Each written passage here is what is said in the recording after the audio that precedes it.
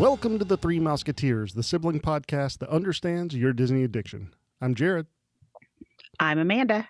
And I'm Emily. Tonight, we're going to be doing the first of a three-part series that we wanted to do, and we are picking our favorite three Disney animated movies from certain time periods. So tonight's, we're going to do classics from 1930s to 1980s. The next episode is going to be the 1990s to the 2000s, and then the third episode is going to be new, which is 2010 to current times. So let's go ahead and get into this episode with some trivia. Are you guys ready to play? Yeah. Alrighty, let's go. All right. I feel like this might be an interesting question for you two. What Disney show has the Mystery Shack?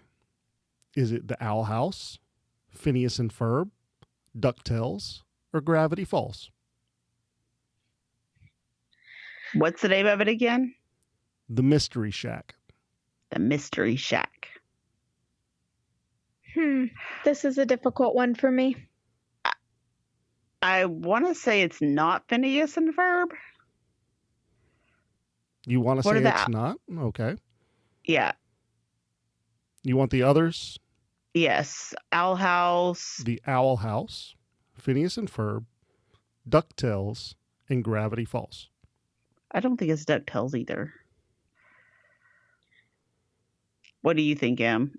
I honestly am stumped on this one. I really haven't watched any of these. I mean, I've watched DuckTales, but not like religiously. But I don't know. I'm going to go with Gravity Falls. Have you watched any of the new DuckTales? No. No. Okay. Just asking. That makes me think that it's DuckTales. Did you just give away the answer? Cannot say. One way or the other. Okay, well, I am changing my answer to DuckTales. All right. And what's the name of the shack again? The Mystery Shack. Mystery Shack.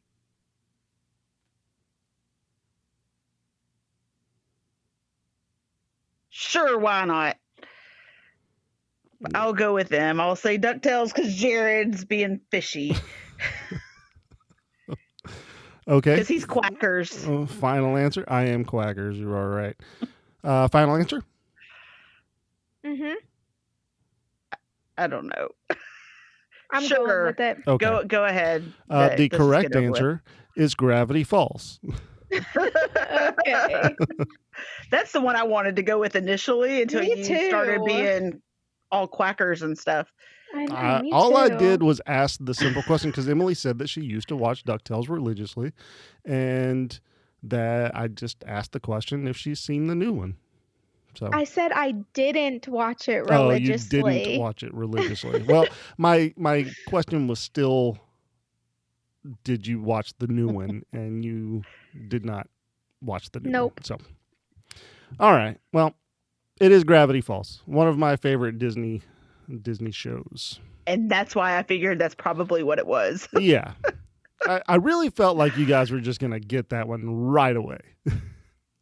Like I figured Well, you would have whenever just you heard don't watch Gravity Falls. Yeah, that is true. All right. Mhm. Well, Emily, why don't you go ahead and give us a history fact? All right. Today's history fact is pretty neat, in my opinion. And that is that the voice of Winnie the Pooh is also the voice star of Millennium Falcon's Smuggler's Run. And so the voice actor's name is Jim Cummings, and he's actually the voice behind several Disney characters, but most famously, he's the voice of Winnie the Pooh.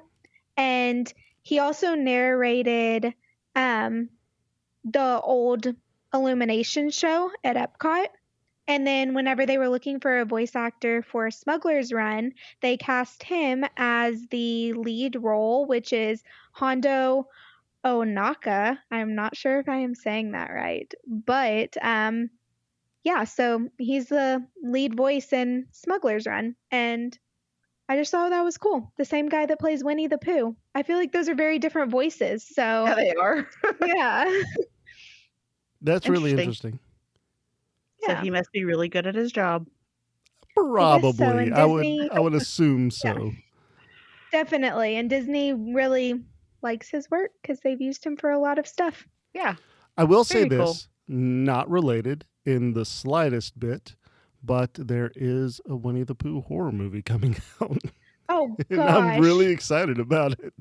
So that's not a Disney movie. It's not. Mm, It's not at all. But Winnie the Pooh is public domain at this point. So anybody can really make. really? Yep.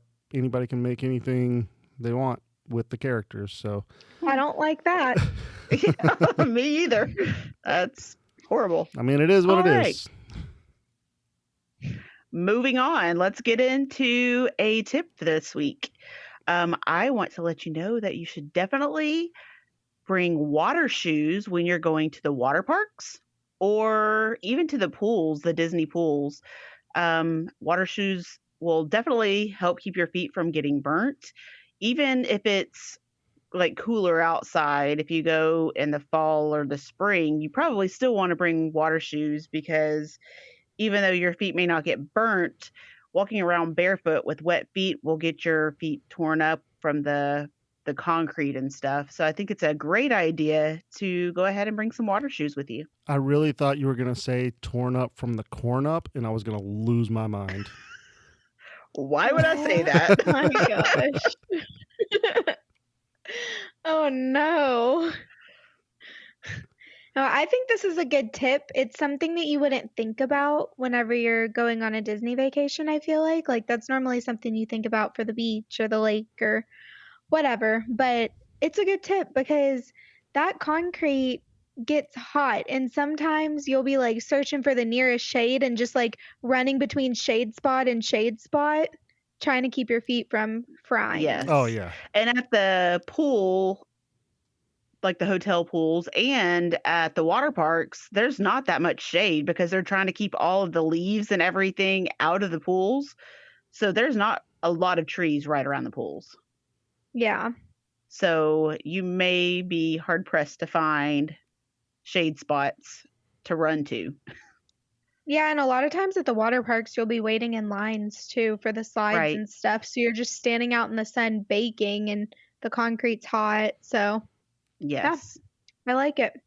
One Yeah, and thing even that I was I'm. thinking Go ahead. I was even thinking at like beach club, since that's where we're staying this next trip. Walking from the pool to the slide is a long walk. So having shoes then is going to be a lifesaver too. Yeah, definitely. One thing that I'm Good very tip. surprised that you have not brought up is nobody wants to go into the restrooms without shoes on. Mm, Well, I was thinking flip flops. You could do flip flops for that. But whenever you're sliding down slides, flip flops are going to fly off. Yeah. yeah, So water shoes are a better option for that part. definitely. All right. So now we're going to go ahead and get into this or that. And since we're talking about water parks, I want to know, which water park would you prefer to go to? Blizzard Beach or Typhoon Lagoon? Which one I would rather go to, I have already in mind. Considering I have only been to Typhoon Lagoon, I would rather go to Blizzard Beach so that I could experience that one. Because I've always wanted to go, I just never have been able to. Okay. Interesting.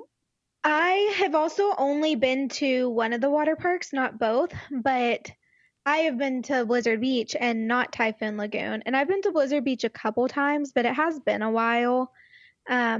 And I want to go to Typhoon Lagoon, but I really, really enjoy Blizzard Beach. I think the theming is pretty cool. And, man, just for like nostalgic reasons and stuff, I lean more towards Blizzard Beach. Wow. Interesting. So I guess I'm going to be the only one that chooses Typhoon Lagoon then. I have actually been to both of them. I do think that Typhoon Lagoon this time would be a little different because whenever I went before, they had the shark reef, so you could go and snorkel with the sharks, and they have taken that out. Um, so I do think it would be a little different than what it was before, but I really enjoyed that theming more than Blizzard Beach's, which Blizzard Beach, there's nothing wrong with it. It's very cute. I just am more of a tropical person, and I like Typhoon Lagoon better for that reason. Yeah, I think that they're both good though. I mean, obviously it's Disney, but Right. man, and it's been a long time since I've been to the water parks at Disney. Me too. I want to say the last time I went to a Disney water park was when Jared and I went, and I think that was probably around, I don't know what, 2006, Yeah, something like that. something like that. It was a long time ago. It was a long time ago. Yeah, for me too. So I definitely want to get back to those sometime soon. It's just I never really think about going to the water parks, mostly because I'm going out of season, so it's not time to go Right. anyway. But Well, I they're mean, you're open at year Disney, round. so Yeah, they're open year round, but I really don't want to go and be chilly from ride to ride. You know what I mean? When you're standing there Mhm. soaking wet and Yeah. it's like 70 degrees outside, that doesn't sound fun to me. Yeah, no. all right. So I guess Blizzard Beach is what we decided. So Womp womp. womp My womp. my vote I mean, didn't look, count. I did like Typhoon Lagoon. I would just rather go to the one that I haven't been to yet. No, that totally makes sense. I definitely understand that. All right, well, let's move on to the main topic. Our main topic is our top 3 favorite classic Disney animated films. This is going to be films from the 1930s to the 1980s. Who wants to go first? Amanda, why don't you go first? Which one is one of your top 3? One of my top 3 is Robin Hood, and I'm guessing you probably knew that because I was playing the song before we started the show. And that's Oodalolly. I really like that song. It's kind of catchy to open up the show, and it's fun. This one is on my list as well. It was released in 1973, so before I was born, which most of these movies were. But I liked it because of the same reason. You have the song Oodalolly, and I mean also it's just a fun movie in all aspects. It is, and it started my love of rooting for the underdog, I think, because I always do. I mean, I know a lot of people do, but it's funny because from a young age, I caught that they were the underdogs and they were fighting against, the king, and it's just fun. And I like Hiss. He's funny. Yeah, I think he makes the movie what it is. Yes, I think it's funny. I don't know. I just like the whole movie. Have you seen this one, Em? I have, but it's been a very long time. I really need to watch it again. So this one did not make my list, but really it's just because it wasn't like a go-to movie for me, and it's been so long since I've seen it. Yeah, Yeah. I think it was such a go-to for Amanda and myself just because our grandmother had it at her house and we used to watch it Right. a lot when we were younger. So We a lot of did. nostalgic reasons behind it. Yeah. Yes, for sure. It is very nostalgic. And I remember get all those feels coming back, like sitting there and watching it. And it's different time then too, because there was one TV in the house. So whenever you were watching a movie like this, everybody in the house was watching the movie, unless they were off doing something else. But Yeah. it was always a family event. Yeah. Well, then what's yours? What's your first one? My first one is 101 Dalmatians, and this was released in 1961, I believe. Yes, that's correct. So this one was released in 1961, and I mean, it's just a great movie, honestly. I really like this one, which is like the classic one, and then I've liked a lot of the like the live action that they did, like all the spin-offs that they've done too, but I know we're just talking about this one.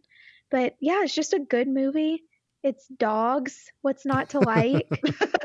You're That's introduced to true. Cruella, who I think is one of the best villains. Like, Yeah. it's a good movie. It is a good movie. This one was not on my list, but I still like it. It doesn't surprise me that this is on your list, knowing how much you love dogs. I So know. this one does not surprise me at all. Doesn't surprise There me. is another one that I'm fairly confident is going to be on your list because it also has dogs. Yeah. Yeah. Just give me a good dog movie that's not too sad, and you have me hooked. Oliver and Company. So I I said good. I Yeah, liked Oliver and exactly. Company. I don't know what you're talking about. All right, so this one is one of the movies that I thought of first. It did not make my list, but yeah, I mean, having Cruella in it and knowing, everything that we get from beyond 101 Dalmatians, I think is all great, especially the live action Cruella. That was a great film. But yeah, this one was a strong runner up for me because I do love this movie. It is a cute movie. For sure. All right, I'm going to go ahead and give my second one because since my first one was Robin Hood, I'm going to say Alice in Wonderland, and this one was released in 1951. That's a good one. It is. Did this one make either of your lists? Nope. Wow. No, for Did me not. either, but it was like so close. Like I was really debating between two movies, and this was one of them, but it didn't quite make it. Yeah, I just love this whimsical just trip of a movie. I even love visiting Alice in the parks whenever she has her photo op. Yes. Yeah. I definitely like the characters in Alice, and I love how it's so colorful, and especially it seems like when the movie came out, colorful, bright cartoons I don't think were as big of a thing then. And so to have one that is so bright and colorful, I think is really cool for that time. Yeah, and I agree. I really like the characters in Alice in Wonderland a lot. And it is just like a funky, like interesting movie. Like it's a weird movie, and I don't know, I like it. It's different. I mean, Yeah. Cheshire Cat is one of my favorites. Mine too. And the Yeah. Mad Hatter. Mad Hatter is amazing. I mean, so know. many good characters. I mean, this is kind of sort of off subject because it's not movie related, but have you seen the new ears for the Mickey main event I with have not. the Mad Hatter Yes, teacups on top? They're super I have, cute. and they're very, very cute. I would definitely like a pair. We just got them. Really? That's what brought it up. Made me think Yeah, about they're it. really cute. Sorry. Go ahead, Jared. I mean, that's about it. I mean, like I said, it's a whimsical movie. It's very bright and colorful, very vibrant. Has a lot of great characters. Mad Hatter and Cheshire Cat being two of my favorites from the movie. And just Alice's innocence is, spot on to be the juxtaposition between those characters. So, Yeah. You are correct. Off with their head. I guess I will give my next. My next one is going to be Cinderella. I really enjoy Cinderella. It's one of the first princess movies I remember watching when I was little. This one came out in 1950, way before my time, but I love the song "A Dream Is a Wish Your Heart Makes." It plays throughout the parks, and it just seems magical. It makes me think of magic. Yeah, this is a good one. It did not make my list either, but it was also one that I had to contemplate putting on there. And you're right, like I feel like the songs in Cinderella are songs that I very much like associate with memories of the parks themselves. So that's kind of like a soft spot. One of my favorite parts about Cinderella is Gus Gus. Yes, he's super cute. Yeah. I mean, I don't want a mouse myself, but if I had to have a mouse, I'd want one like Gus Gus. I don't know. The whole movie it makes you believe in happy endings. Yeah. I can see I that. agree. I mean, it's just a classic fairy tale. Yes. And sometimes you just need that. You need I to be agree with happy. that. Yeah. Yeah, it's a good one. I mean, okay, look. A little bit of issues whenever we're talking about, I mean, he can't just tell by who she is. he has to bring in the glass slipper. I mean, that's a bit ridiculous, but it's a little problematic. I agree. But hey, it's just a movie. Look, there's magic, so maybe it veiled who she was. It something was going on that night. So we're not going to say what. Her. Yeah. Oh, good grief. Oh, it's a good man. movie, Jared. It is a good movie. I agree. It is a good movie, but I mean, it didn't make my list. I'll just say that. But yeah. I mean, it gives me an appreciation for Lady Tremaine whenever you see her in the parks. So there you go. Okay. Because Lady Tremaine is fun to interact with in the parks. She is. So are the stepsisters. The stepsisters love are interacting with the stepsisters. To me, they, like, whenever 1900 Park Fair was open, they made the dinner to me. Yeah. More that was than a good Lady experience. Tremaine. Okay, so my next one is The Little Mermaid. Yes, that is mine too. I assumed that at least one of y'all, I was kind of thinking maybe both of y'all would have this one. Yes, but... I have this one as well. Okay, I kind of thought so. So this movie came out in 1989, so it just barely made the cut for us. And that's why it almost didn't make my list. Because it was like November 1989. So, yeah, it was barely in this classic movie time period that we're covering. But yeah, I mean, it's just a really great movie. Some of the best Disney songs, in my opinion, and it's just a good movie. It is. Yeah, Under the Sea is something I wrote down. That is one of my favorite Disney songs. That one is really catchy and makes you want to sing, and you can know the whole words because it's so catchy, you know? Yeah. I remember growing up, and Amanda, let me know if you remember this or not. We had a cassette tape of the soundtrack, and I remember specifically that I always wanted to sing the Sebastian parts, and you were not having it. Oh my gosh. That's not surprising. And you got very upset that I always stole your thunder. Because you're not a good singer. Anyway, I'm moving not. on. I will not deny that. I am not. I'm totally joking. I am not joking. I am not I am a terrible singer. No. I do remember having that. I actually remember us making up dances to it. Oh, geez, I don't remember that at all. Yeah.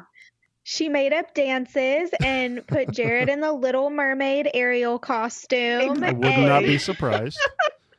The little clamshells and all. Yeah, I mean, this one is definitely on my list. Like I've always said on this show, it's one of my first memories of going to the theater to see a Disney movie. Which is pretty impressive. I mean, because you had to be, 5 years old? I was 7. 7? Yeah. Okay. still, you were young. You were little. Yeah, this is a good one. I feel like it really stands the test of time as well. Like, to me, some of the really old ones, like, I watch and I'm like, geez, this is like the animation, man. It's crazy different. But this one is still good to me. Yeah. Well, this one is really when they considered the Disney Renaissance started, Yeah. is with The Little Mermaid. Yeah, because it was so late in 1989 Right. that it's And what this was really the kicked it first, off. yeah. And it's the first movie in a long time that did well. That was a success, I feel like. So the 10 years before that, Disney was really struggling. And this is the first one that was good and did well. Yeah. Yeah. Well, I have a question for you guys about this movie.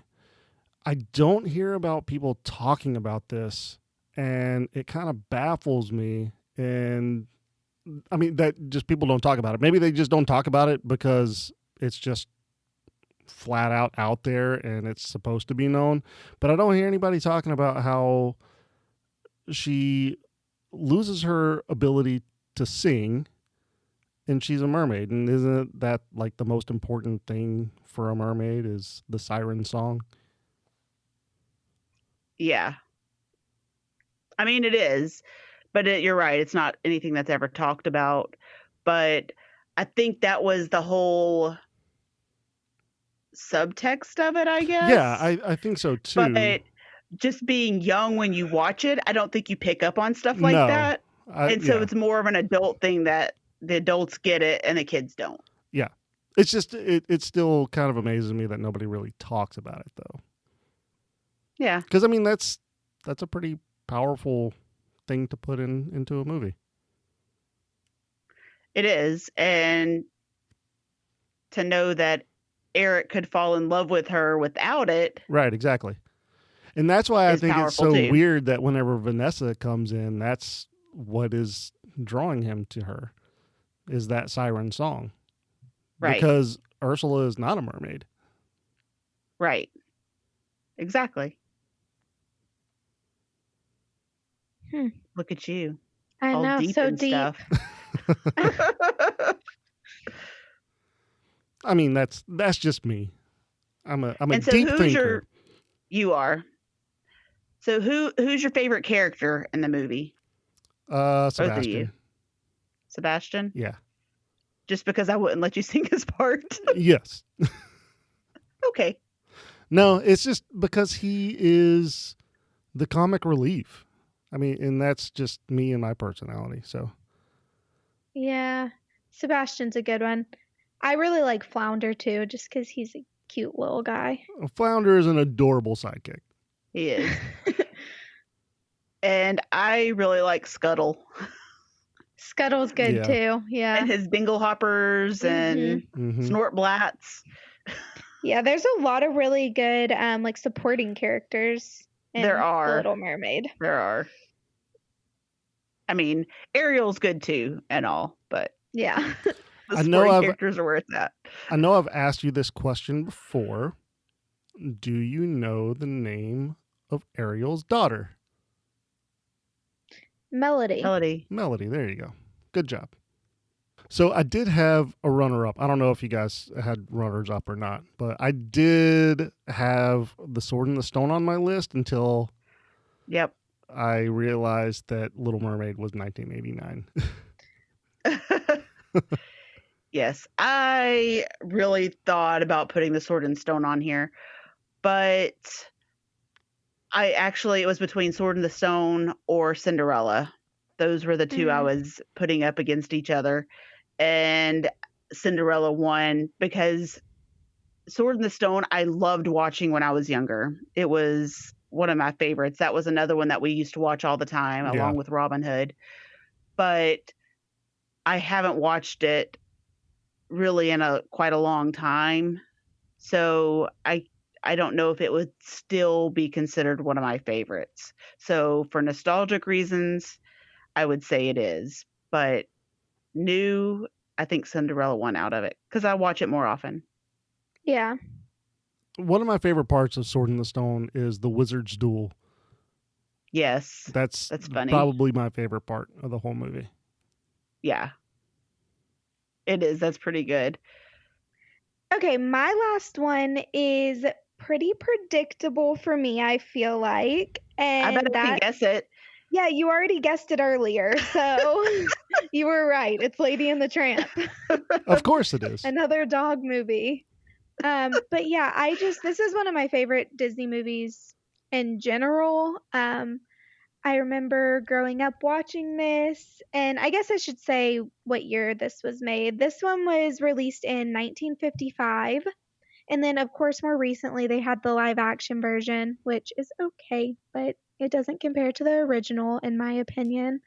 And this is just a really sweet movie, and I feel like it has good messages, and it's a good little love story. And I love it so much that I named my dog after Lady.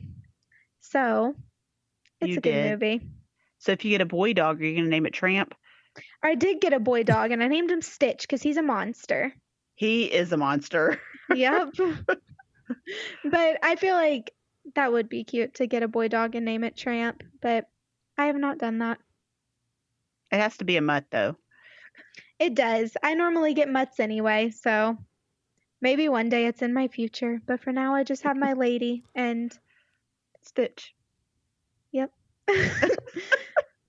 But yeah, I love this movie, and I wish it had more representation at the parks because I feel like it is such a good classic Disney movie. And I know it has, well, I don't even know. Is Mama Melrose technically? No, it's Tony's Town Square. Oh, yes. That's the one. Why was I thinking Mama Melrose? I don't know. I guess because of spaghetti. Yes. Yeah, spaghetti. Probably it's Italian. Yep. But Yeah, it disappoints me because Tony's Town Square is one of my least favorite Disney restaurants. And I really want it to be good. I know. And it's just the time I went to it, it just wasn't good. Yeah, I normally don't hear great things about it, which is disappointing because I mean, they give you the perfect opportunity for an Italian restaurant in the movie. And so they need to at least have a good one. Right. Yeah. And for a while, like after they reopened, I heard it had gotten a lot better.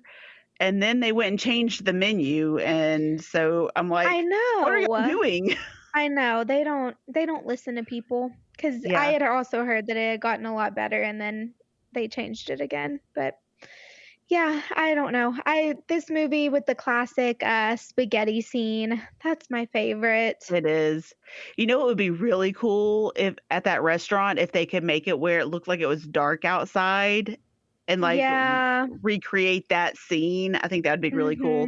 Like make it look like the sky with the stars out and stuff. I think that'd be really neat. That would be cute. Sorry, totally off track, but here we go, Imagineering new restaurants. I know. So who's your favorite character, Em? Lady. Yeah. I mean, it's really hard to pick because I love all the dogs. Rusty. I love Rusty. Yeah. No, they're all so good. But yeah, Lady's such a sweet, innocent, naive thing. I love her. It breaks my heart every time I watch the movie. I know, they're so mean to her. The aunt's so mean to her. Yeah. Which do you like better? My least favorite are the cats. Yeah. Well, I mean, obviously. They're awful. Or the rat. The rat is pretty bad, too. Yeah. Fun fact, did you know that the rat in Lady and the Tramp ends up being Professor Ratigan? What? This is like a stretch. Yeah. It's just something I made up in the moment. Okay. Oh my gosh, now we're going to start a whole new fan theory. It's Remy. He turns into Remy. Yeah, there we go. There you go. He has a change of heart. And he starts cooking. Yeah. Yikes. So, question: did you like the animated movie or the live action movie better? Oh no, I liked She the already said. animated. I did. I said the live action was good, but it doesn't compare to the classic. Okay. But the animated is good. I mean, the live action is good. It's just, I don't know. Sometimes whenever they do the live action with the animals, it's a little funky, and I don't absolutely love that. Yeah. I know Like what the you're, way I their know what you're mouths talking about. move, and like, I don't know. It doesn't look natural. I don't Yeah. know if you knew this or not, but the dogs actually aren't talking. What? Yeah, it's all CGI. I'm sorry, I spoiled it. Well, now you've ruined it for everyone. Get Yep. going. All right, Ruin the magic. there's a lot of movies that we didn't talk about in this list, and I'm kind of surprised some of these did not make the list. Like there's Snow White and the Seven Dwarfs, obviously first movie that like full animated movie that they did. Yeah. Pinocchio, I was never really a big fan of Pinocchio. Pinocchio is one of those ones that we It watched a lot scared as me. kids. Yeah. No, I like Pinocchio a lot, actually. That was one that I contemplated putting on the list. Really, it just never really was one of those. Even though we watched it a lot as kids, it was never one of those movies that really stuck with me. Fantasia. I mean, I'm very surprised you didn't pick Ugh. Fantasia. Dumbo I do not like and, that one. and Bambi. I do like Dumbo. I mean, it's a little sad, just too but I like it sad. too. Bambi is Yeah. sad. I can't with Bambi. Yeah. Although I do really like Flower Yeah. and Thumper, but Flower's so cute. Makes me want a pet skunk. There's one. I mean, going through this list, there is one that I do remember loving a lot, and that's The Adventures of Ichabod Crane.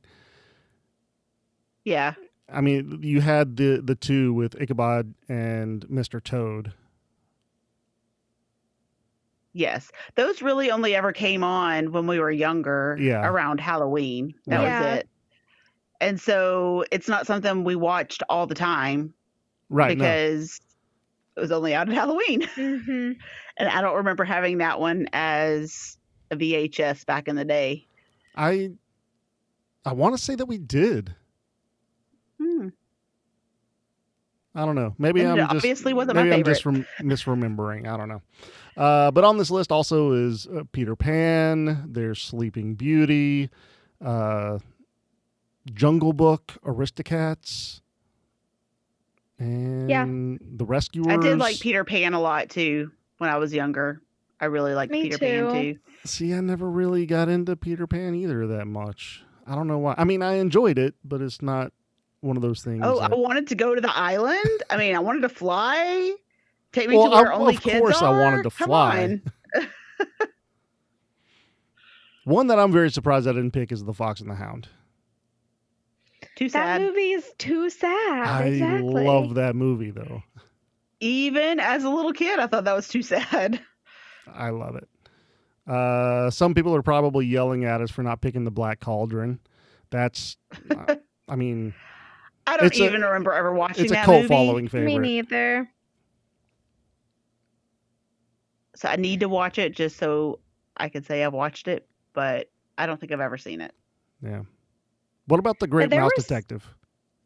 I do like The Great Mouse Detective. I honestly love thought The Great that Mouse Detective. was going to be on your list. Yeah, honestly. It was another runner-up, but yeah, it's one of my favorites as well. Yeah, there's a lot of good movies on this list, but also a lot that I looked at and I was like, I don't even know what this is. There are some that way. Mostly the ones that are like from the 40s and early 50s. Yeah, some of the ones that I have never heard of are like Saludos Amigos, Victory Through Air Power, Fun and Fancy Free. I mean, there's a lot. Melody Time. I've heard of Fun and Fancy Free and Melody Time before, but I don't remember seeing them. I don't know. There's a lot on here that I don't know. Tonka, Third Man on the Mountain.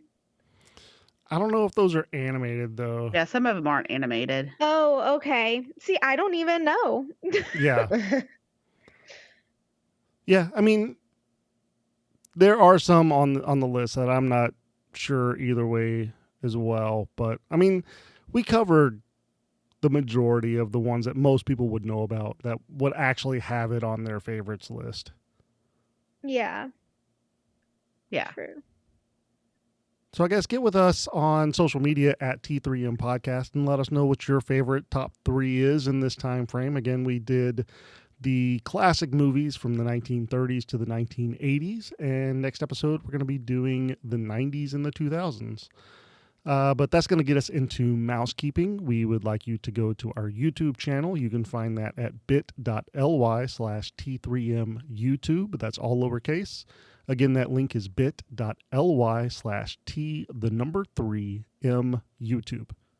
You can again find us on social media by searching at T3M Podcast. If you love the show, let your family and friends know. We only grow because of you spreading the word at home. There's never been a better time to work with a travel specialist, a primary contact for your questions and concerns, someone to help navigate the new rules and regulations of travel, leaving you time to relax and enjoy the vacation you deserve. So if you're looking for a travel agent to plan your next vacation, contact me. You can find me on Facebook at Amanda.hollis, Capture the Magic Vacations, or you can send me an email at amanda.hollis@capturethemagicvacations.com. Be sure to subscribe to the show and join us every single Thursday to hear our newest episode. All right, that's going to do it for this episode. Thank you all for listening. You can also be a part of the magic by following the show at T3M Podcast on all social media platforms. That's T3M Podcast. Leave us a 5-star written review and we'll read it on an upcoming episode. If you have an announcement that you would like to have on the show or just want to reach out to us, you can send us an email at T3Mpodcast@gmail.com. Have a zippity-doo-dah day. See you real soon.